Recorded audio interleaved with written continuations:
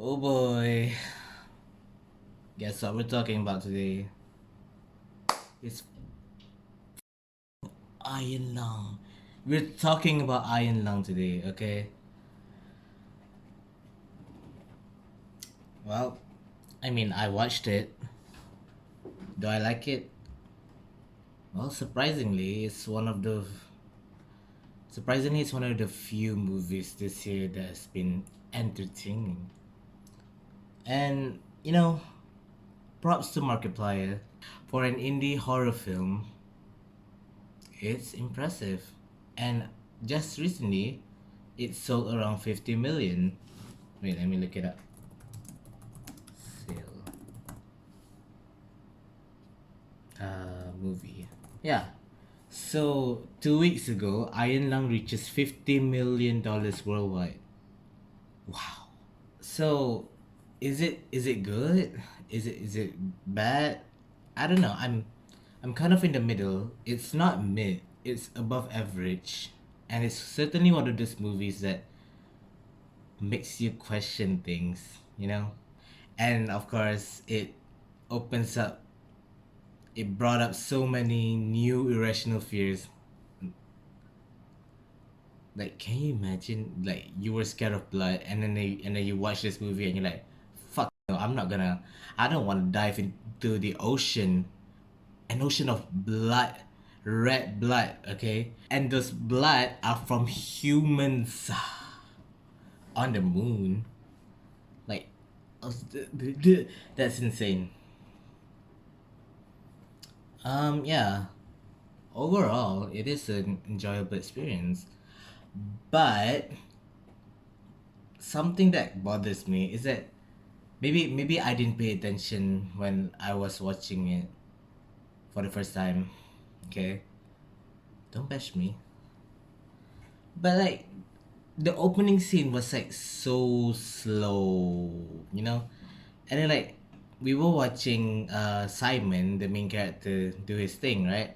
Taking pictures and stuff, and I was like, huh, what are they doing?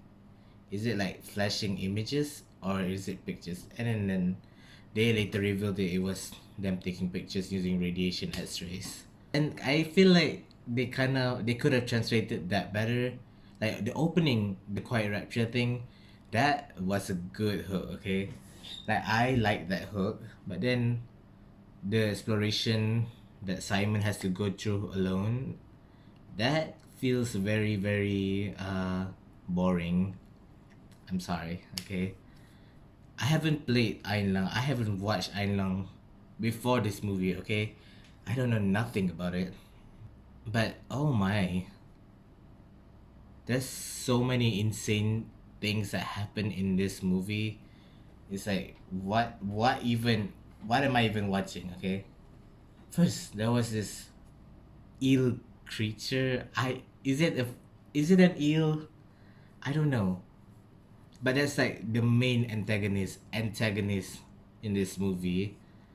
Uh so it's like a fish monster, and I don't know how to describe it. It has a lot of teeth, like mandibles, tusks. That's nasty. There was that one section in the middle where apparently Simon, he got gazed by an eldritch being. I don't know what it is, okay? That scene where they go to the light. The light is a remnant of the quiet rapture. Like, how do you even explain that? Why is it in the ocean then? Why is it on the moon? That doesn't make sense. The fish monster got jealous. They're like, oh yeah, this thing watches you. It saw you. Why not me? It's like, why do you want to be watched by an eldritch being? That's just weird. But they call Simon the butcher, which is his role, I guess. He was a murderer, which I like that symbolism. Humans. Maybe is maybe I'm taking it to the meaning too far. Oh, humans, they are the cause of destruction, and this guy is the butcher. They, even while the world was ending, they had the time to erupt a war, okay? That's how bad it is. COI versus Eden. I have no idea what those two are. Apparently, they're like government bodies, you know? They're like two oppositions, two forces. And then like Eden got destroyed, right? Eden destroyed Filament Station. Oh, that one. What is Filament Station? Is it like the last bastion of humanity? We don't know.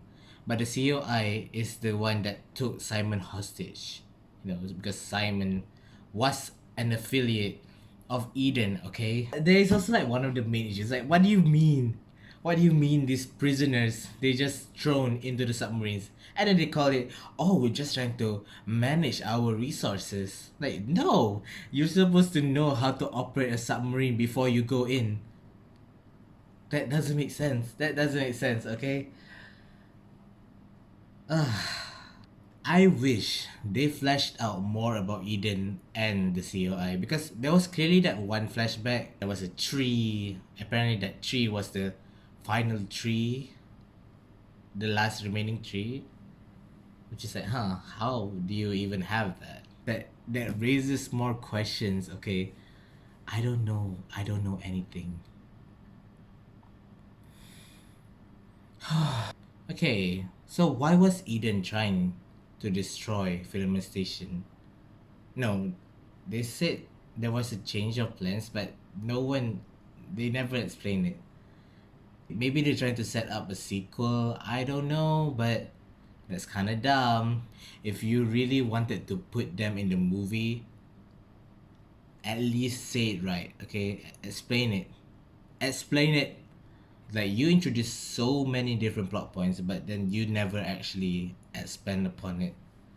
Like, there's so many going on. I'm just confused. There was that one line, which is more plausible, that every planet and star is eradicated from the universe, or that the space station and satellites and asteroids were all transported somewhere else? What are the chances that these planets are operating as normal while these people are like lost in time? Ooh, like, did they get devoured? Did the universe devour them? That implies there's an eldritch creature in the universe. Can you even survive? I don't think you can. There's no way you can survive this. Okay, is the light a portal? I don't know. Is it biblical? I don't know. Is it science? Why are you putting all these questions onto me? Okay, most likely all of this stuff will never be answered. I have to take it in a neutral sense. I feel like this movie is trying to be philosophical, which, I mean, it succeeds in being philosophical, but it felt like everything was just for shock value. Why does Simon have to die? Why did they have to introduce overarching plots that in the end doesn't matter? You want to introduce human wars. Why? Why? Can't we just make Simon a regular person? That will be a more compelling story, you know? Humanity at its lowest and we're trying to survive. But no, we just have to make Simon a war criminal. In the end, it's only like a 2 hour movie. Like, yes, it is interesting, but why? You don't have to, okay? Unless you're trying to explain that there is a sequel, which I I can see that happening, but like, come on.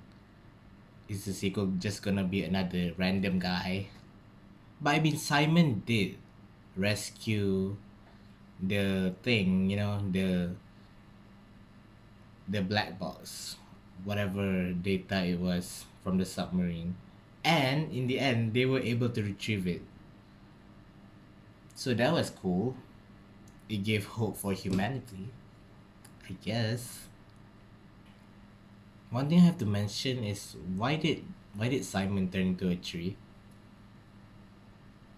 In that final scene, okay, when the creature was trying to attack, you know, the teeth, sinking into the submarine, and then the submarine was turning alive from the blood taking over like flesh all over the thing, and then like the submarine imploded. Okay, from pressure. I would assume there was pressure, and then like there was Simon.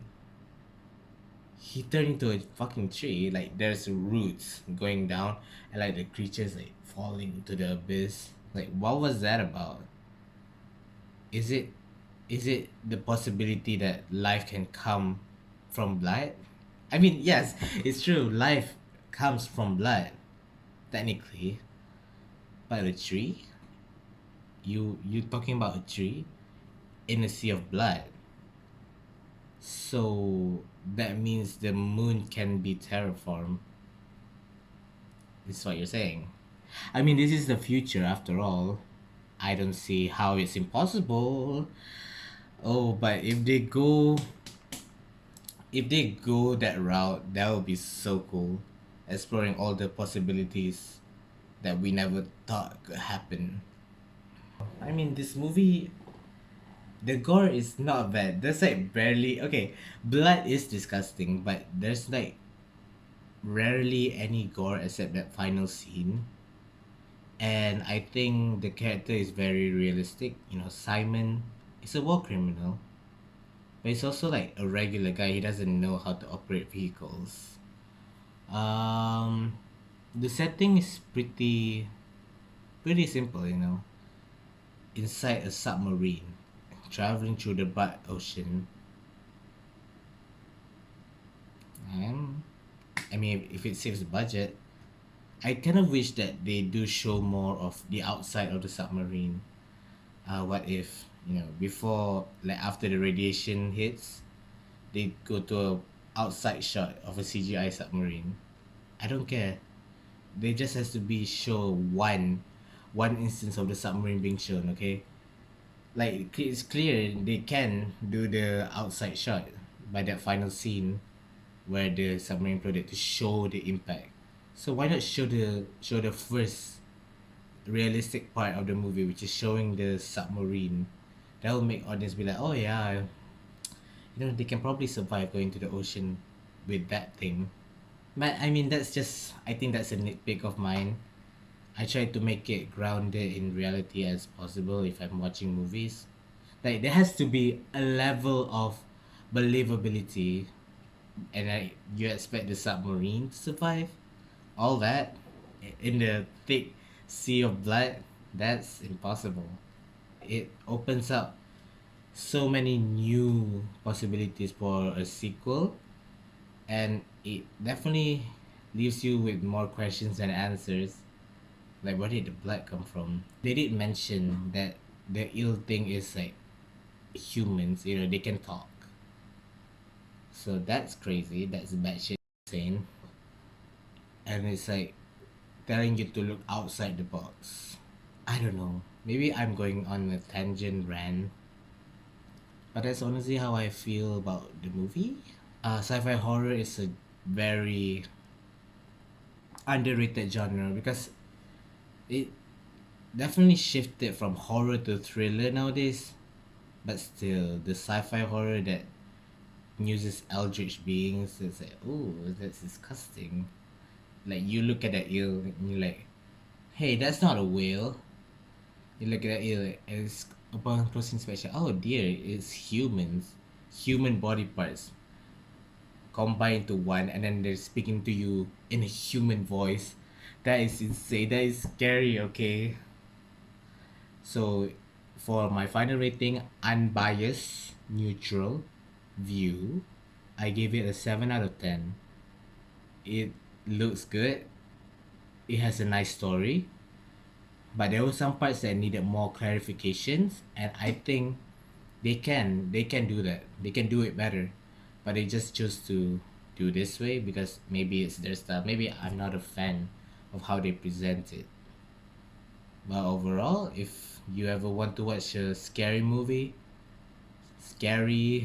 more like philosophical horror that makes you question your existence kind of movie, then this is a good watch. All right, thank you.